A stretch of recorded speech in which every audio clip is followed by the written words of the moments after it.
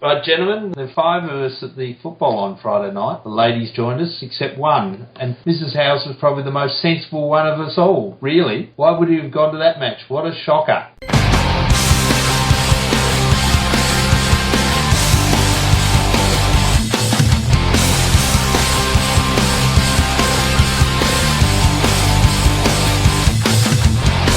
Bards. Yeah, a little bit lacklustre. So, to be fair, if we had a kick straight maybe in the second and third quarters, we might have thought we'd played a lot better. But yeah, there just wasn't much atmosphere. Wasn't a great deal of skill on show. St Kilda were hopeless. We were a little better. And Adam, if that was your return to Melbourne, aren't you glad you came back? Should have stayed in Sydney. It was absolute garbage.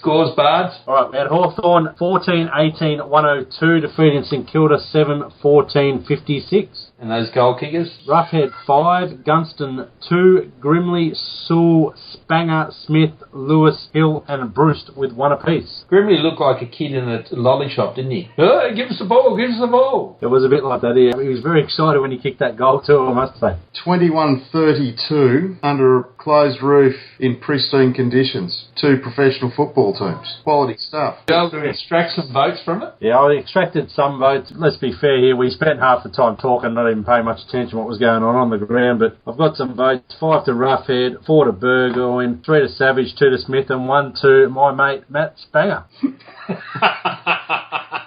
You had to stick him in, didn't you? I dared you to give him a vote. I had to give him a vote. His effort was fantastic. He should have had 3 or 4. We said at the time, don't do it, Bards. You've ignored us, haven't you? He deserved a vote. He was all right. You were just thinking about how we were going to mint your face on a medal and post it off to Sammy Mitchell, weren't you? He was terrible, Bards. He was not terrible. There was worse than him. Not many.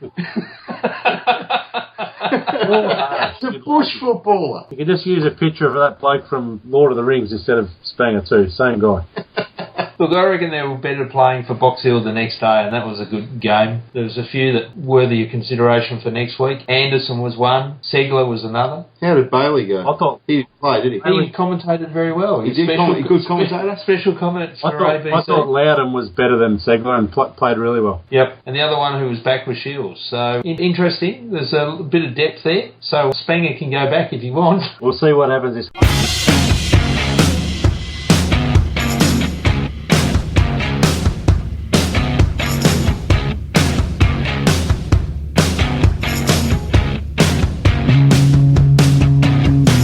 That was probably one of the flattest match reports you can imagine. After one of the flattest weeks of football, after probably one of the flattest couple of months of football for Hawthorn. And before we get into the big one against Collingwood on Friday night, we've got a debate.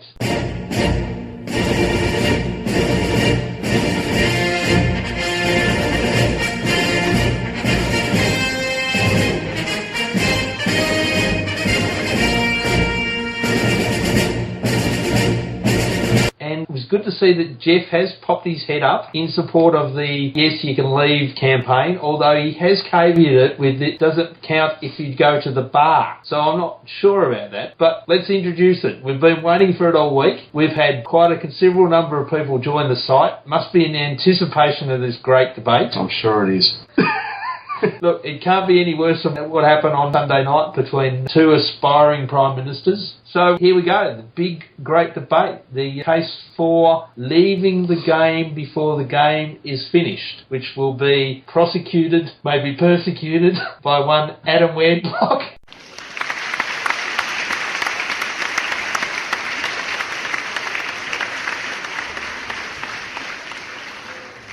And the against argument will be held up by one Mr. Glenn Barden.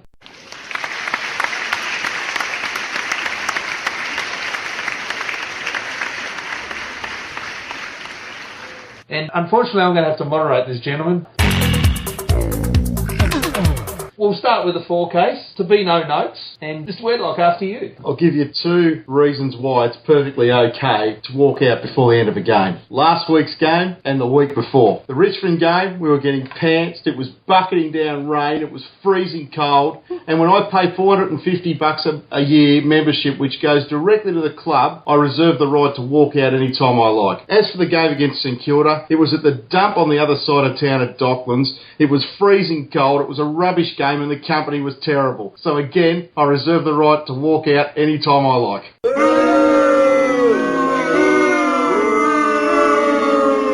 So that's your opening game. Opening salvo. All right, Mr. Barden.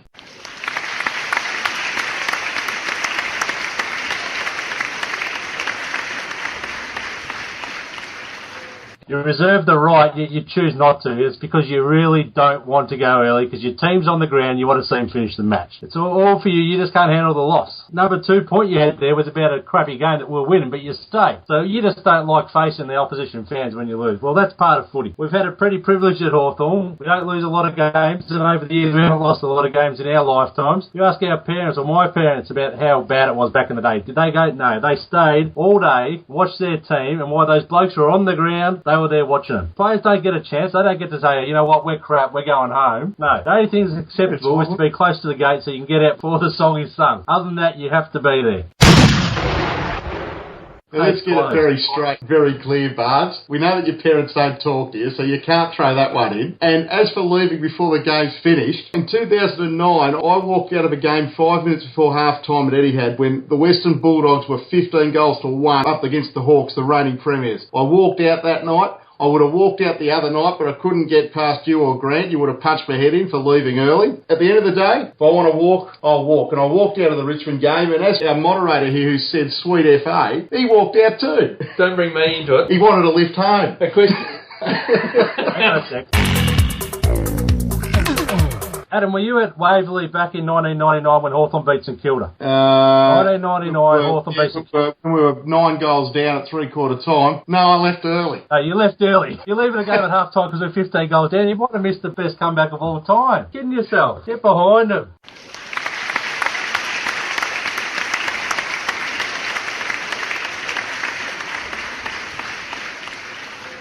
I'll get behind them, mate, when they get behind the fans and the paying members. When I put $450 a year into the Hawthorn Footy Club and they play like poo, I'll get up and walk out.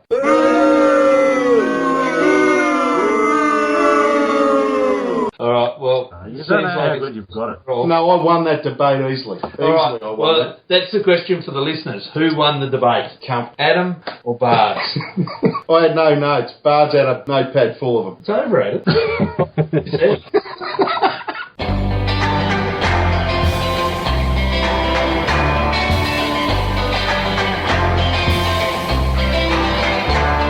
Right, Bards, it's time for that great segment from the backline. From the backline, Grant, we've had 3 confirmed changes for this week. Coming into the side, Hodge, Birchall and Franklin. Going out, Banger, Grimley and Simpkin. Can you believe that Banger is being dropped for some bloke called Franklin? What about that, Adam?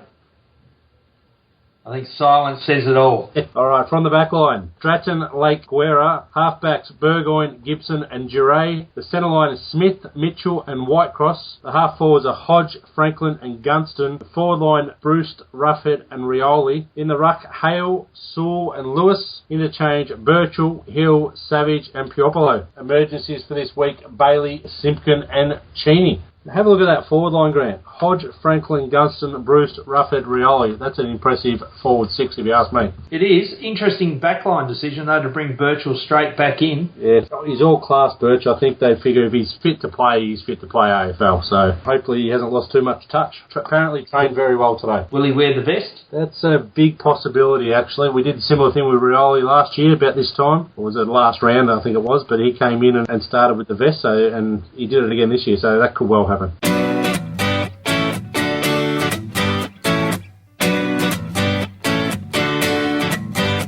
They were the teams. We've just had the debates. Hopefully this Friday's going to be a much more exciting night. 7:50 Friday, back to the seats. We all there? Yeah, I'll be there. I might even leave early. I've even booked a hotel so I can stay as late as I like. No train to catch. Excellent. Well, how do we think we're going to win this one? Because I don't think our form's been too good leading up to this crucial game. You know, if we drop one or two of these last three, we could end up travelling away for a final if we're not too careful. Well, we've got to stop that traffic cop fella on the back line there running around pointing his finger all night. Someone's got to bite his hand off. Bards, what do you think, mate? We've got the wood on Collingwood, and I don't see them beating us. Neither do I, purely because we do seem to match up so well with them. And Peter missed a traffic cop, Maxwell, back there, and Scarlett had it right a couple of weeks ago. He's not that good, but last time we played him, or maybe the time before it was, we put Lewis on him. I think Lewis kicked 5 goals. You just make him accountable. It makes a big difference. So someone will come in and take care of him. And Harry O'Brien, they'll be hanging out the back, getting the easy kicks, linking up. So just make him accountable. So that means that we don't go to Franklin every time. We've got to use the other blokes as well. So, you know, if it's Lewis picking one up or if it's Bruce or whoever it is, just use the other guys, make them accountable. They stops their run as well. And we'll be right. In the middle, we match up fairly well against them. They've got a couple of quality players, but we've got a lot that can rotate through. And I think having Lake there to hopefully do a job on Cloak will help us a lot, because in the past when they've got anywhere near us, it's been Cloak just on pure strength against Shoemakers. Lake should be able to help out there, and I think we'll be right. Who goes to Pendlebury? Depends. It's very hard. He's their best midfielder in my... Yeah, does he get a hard tag, or do you run Saul with him, something like that? Interesting. All right, well, how close is this one?